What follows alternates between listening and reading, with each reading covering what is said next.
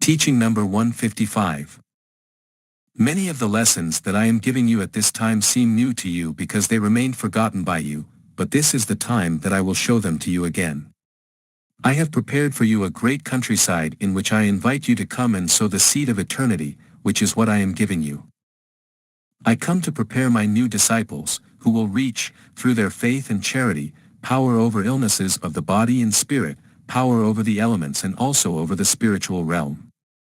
Understand that these are no longer the times of ignorance, now you live in the times of understanding and of the great practices of my teaching. Can you imagine how far you would have already come, if from the earliest times, you had practiced my lessons and obeyed my mandates? But for a long time you have slept, and also for a long time you have given yourselves to satisfying matter with pleasures, and all this has stopped you on the path of spiritual evolution. Therefore, now that I have come before you, with my new spiritual lesson, it seems strange to you and out of your way of thinking, feeling and living. But it is enough for you to meditate in one of my lectures for you to recognize the truth of my word, then you see that my doctrine is not strange, but rather, what is strange is your way of living. Come to my countryside, that here I will remind you of all that you had forgotten. I will erase everything that you should not keep as a spiritual seed, and I will show you everything that you have not seen until now. In a single step, I will make you come out of the stagnation in which you were submerged to make you enter a new life, in the one that you should have lived from the beginning. Do you see how humble this word is that flourishes on the lips of the speakers?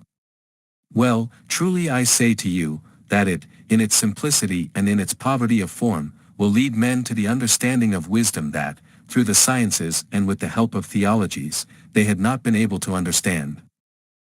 The good disciples, the persevering, the faithful, will be the great analyzers of this doctrine. They too will be humble, but despite their simplicity they will amaze their brothers with the light of the word.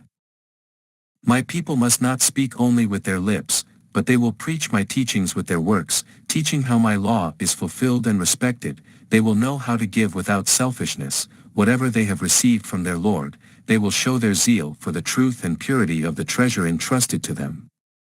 Teach your brothers, with pure and elevated good deeds. Think that from here you must purify your spirit, so that when it passes to another dwelling, it is worthy of being there and is not disturbed or lost. You have the necessary strength to move away from everything that obstructs your path. You already know that the weapon that defeats everything is love. Very great will be the joy of the one who emerges triumphant in that human struggle, and presents himself as the victorious soldier after having won that battle. Remember that it is I who have given you the weapons, and that I have not limited myself to only that, but I have also taught you to fight to win the battles.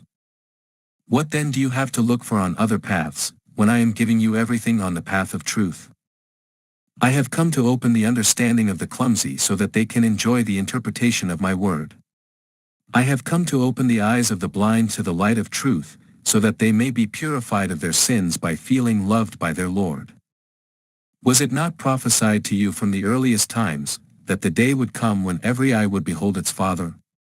Well, the one who is clean will see me, and that will be his prize, and the one who has a stain on his heart will also see me, and that will be his salvation.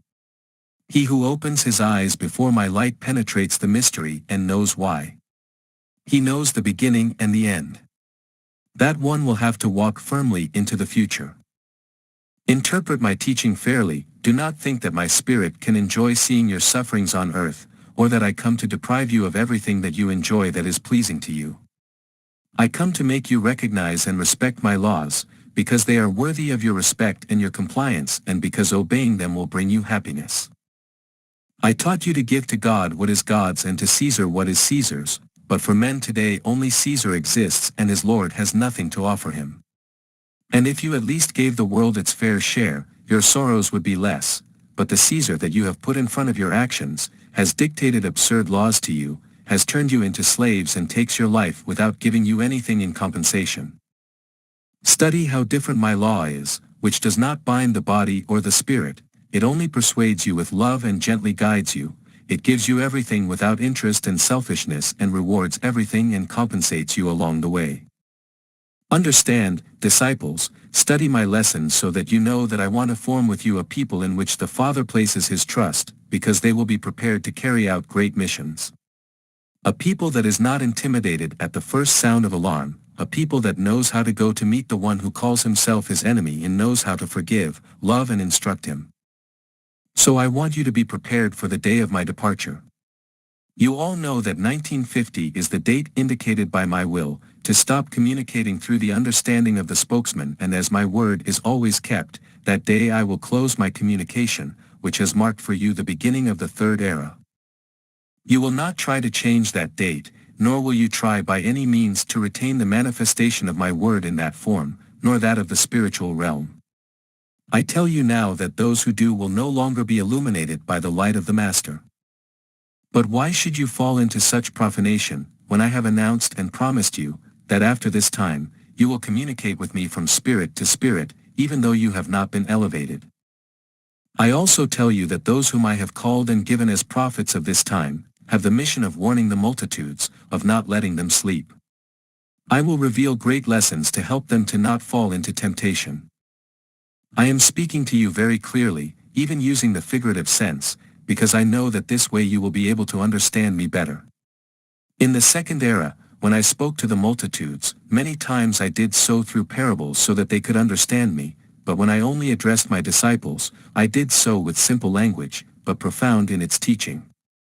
Therefore, understand that when I speak by means of parables and I use the figurative sense, it is so that the last ones, the clumsy ones of understanding or those whose spirits have evolved only a little are able to understand all the meaning of my teaching. When I make revelations to you without using the figurative sense, they are addressed to those whose development and knowledge of the spiritual lessons allows them to understand better. In vain will many men say that this doctrine is new, or that it has no relation to the divine revelations that were made to you in past times. I assure you that what I have told you at this time through human understanding has its roots and foundations in what had already been prophesied to you in the first and second eras. But the confusion that I speak of will come because those who have interpreted those revelations have imposed their analyses on humanity, and these have been partly correct and partly erroneous. It will also be because that spiritual light of my teachings was hidden from men, and sometimes it has been made known to them in an adulterated way. That is why now that the time has come when my light has come to take you out of the darkness of your ignorance, many men have denied that this can be the light of truth, since it does not agree, according to their criteria, with what was previously I had taught you. I assure you that none of my words will be lost, and that the men of this time will come to know what I told you in times past. Then the world will say when it knows spiritualism, in reality, Jesus had already said everything. Indeed, I have already said everything, even though many of the revealed truths, I only manifested the beginning of them. I left them to you so that you could begin to understand them, because at that time humanity was not yet capable of understanding everything that I have now come to fully show you. On a certain occasion, Jesus was with a man who was well versed in the law, and the Master, answering his questions, made a revelation to him. Then the man, amazed at what he had never imagined, said to Jesus, "Lord, but how can this be?" To which the Divine Master replied, "If you cannot believe in the earthly things that I tell you, how will you come to believe in the heavenly lessons? But it is time for you to understand me, because the evolved spirit of man can receive that intense light of the divinity that reveals, discovers, and explains everything, in which you call the light of the Holy Spirit, that is, the Spirit of truth. Do not fear, beloved people, that the teaching that I have brought you at this time will be for you the bread of eternal life. Also now I am only letting you glimpse the teachings that tomorrow you will fully understand, because many of you would not understand them now, nor would you believe them. With this I want to tell you that you have not yet reached the goal, the peak of spiritual knowledge, nor have my divine teachings reached their limit. Be eternally my disciples, always be jealous of my word, which you will never try to change. My law and my doctrine never contradict each other. In the divine everything is order, harmony and perfection, of which you can be convinced by the material nature that surrounds you. In the second era no one could resist the divine force that emanated from the word of Jesus. Whoever heard it was immediately convinced, subdued and persuaded. The sinner as well as the proud, the poor as well as the rich, the Pharisee and the scribe, the representative of God as the representative of Caesar, all who believed it felt their spirit tremble at the divine presence of the Son of God. It is that the word of Jesus was only the explanation of his works, because the testimony of his existence was contained in the words of his doctrine. In the same way Jesus taught his disciples, making them see that for his word to be believed, it was necessary that he accompany it with the examples of his good works. Also the word of God, on the lips of those disciples made those who heard it tremble, because light radiated from their eyes and truths sprouted from their words to which no denial could be opposed.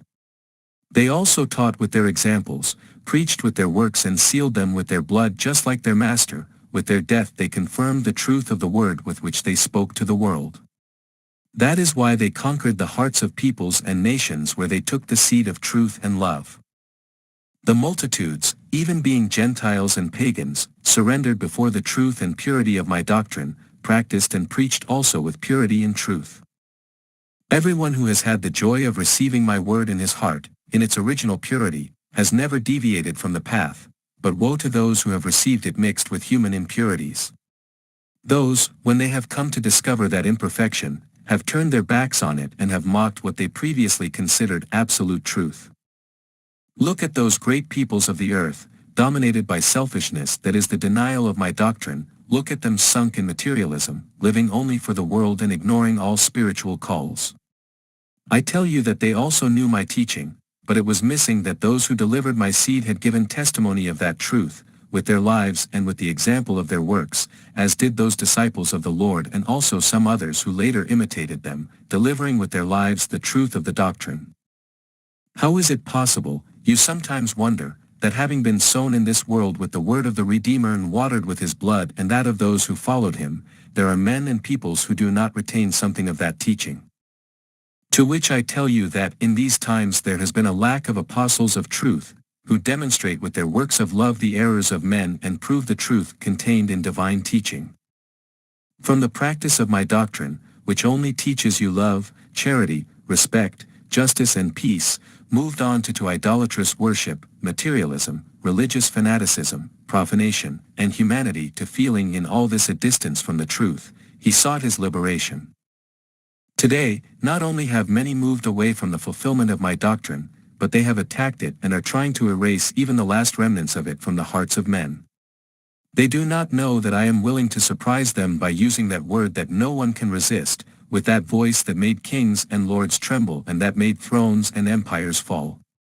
But it is necessary that beforehand every plant that has not been sown by me be uprooted, so that my divine seed falls again on prepared lands. Disciples, go to the bottom of this whole lesson so that you may be among those who watch and pray in times of trial. Nothing disturbs your peace at this moment. Nothing alters the recollection with which you have achieved your elevation. Whenever you receive the Master in this way, you will feel the sadness that sometimes fills your heart with mist, dissipate. My charity is great, because your sufferings are also great, but do not say that times have changed and that they have brought you pain, because times do not change, it is men who change. Your life has been transformed by science, new laws, ideas and customs. If your spirit were always subject to spirituality, it would not suffer from the contamination of the materialism that surrounds it, but many times it allows itself to be carried away by the influences of the world, and in the culmination of materialism my divine light comes to you and asks you, what changes have you observed in the nature that surrounds you? None, but go beyond the material forms and you will see the spiritual and mental evolution of humanity. The darkness that surrounds you is dense, and the spirit needs freedom. That freedom comes to be given to you by my word, which will do the wonder that the spirit is reconciled with matter by understanding that both are united by a single law. Then matter and spirit will act in accordance with the conscience, which will reveal to you who you are and where you are going. Your works will be born according to your way of thinking, and if the thought is illuminated by the inspiration of the Spirit and the Spirit listens to the voice of conscience, your works will be perfect, since the Spirit is perfect in terms of its origin. I will always tell you, take from the satisfactions that your world can provide you, but take them under my law, and you will be perfect. You frequently hear the claim of the conscience, and it is because you have not harmonized matter and spirit with the law given by me. Many times you continue sinning because you believe that you have no forgiveness, ignorant belief, because my heart is an eternally open door for the repentant. Does not the hope live within you that encourages you to wait for a better tomorrow? Do not let yourself be invaded by melancholy and despair. Think of my love that is always with you. Seek in me the answer to your doubts, and soon you will feel enlightened by a new revelation. The light of faith and hope will light up deep within your spirit. Then you will be a bastion of the weak. Years of famine are approaching, but if you love each other as brothers, the miracle of the first era will work again and the manna will descend on you. I have come to untie the tongue of men in this time, so that they recognize me by a single language, the spiritual, that of love. Fulfilled then will be the prophecy of Isaiah when he said, "Tongues will be loosed because tongues of fire will come to loosen them." Manifest my charity, speak of my work, do not stop before the sacrifice. Make use of your weapons of love, charity, nobility and temperance, and if you face the fight with faith and courage, you will soon obtain victory. But analyze my word, so that you do not feel that my doctrine forces you to comply, because I only invite you to listen to me, and once you have understood me, let the one who does it out of love, out of conviction, out of his own free will rise up to comply. My duty as a father is to always show my children the way of salvation. See, my beloved, how in this simple teaching you have the way to know and understand the charity of your Father. I also come to seek the simplicity and purity of your heart to manifest myself to you fully. Now that it is the time of my communication, I am manifesting myself in all the speakers, giving orders and teachings through them. Who can dare to deny that I communicate through this one or through that one? Who is the one who truly knows my essence? Love and respect each other, so that your work has merit in heaven. It is also my will that my word be printed so that future generations know it. For you to be recognized by your brothers, you have to ensure that your actions are always guided by love. Be sensitive to the pain of others, remove with the power that I have given you, the bad influences that disturb the health of your brothers, and you will be known by them as men of spiritual power. Hear my parable. Parable. An old man was walking along a path, advancing slowly and laboriously. He was soon overtaken by two young men who were happily walking along the same path, who said to him, "Good old man, is your goal still very far away?" To which the old man replied, "The goal is distant, the road is still long, and you have to walk it slowly so as not to give up.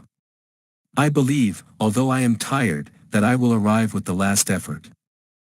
Those young people, after listening to him, quickly continued their journey, forgetting the old man's words and ironically judging the optimism of that old traveler who hoped to reach the end of the road, when, according to them, he was about to fall. The old man continued walking, and those young men who had gone ahead of him were soon surprised by thirst, hunger and fatigue, finally falling defeated by exhaustion. They were sleeping soundly when the old man arrived, who gently waking them up told them, "Young men, who in your youth have fallen tired, do not take this long path with a dizzying pace, let's go step by step and I assure you that we will arrive." But those waking up, answered, "Leave us, we have exhausted the last effort and we cannot continue. You have a staff and you can continue, we do not have one." The misunderstood old man, seeing them like this, offered them a piece of bread with which he revived them, brought a little water to their lips and quenched their thirst. He helped them get up, accompanied them on the journey and ignited their faith until they finally reached the destination. Analyze and study, beloved disciples, because you will have to be the guides of humanity. My peace be with you. Teaching number 156.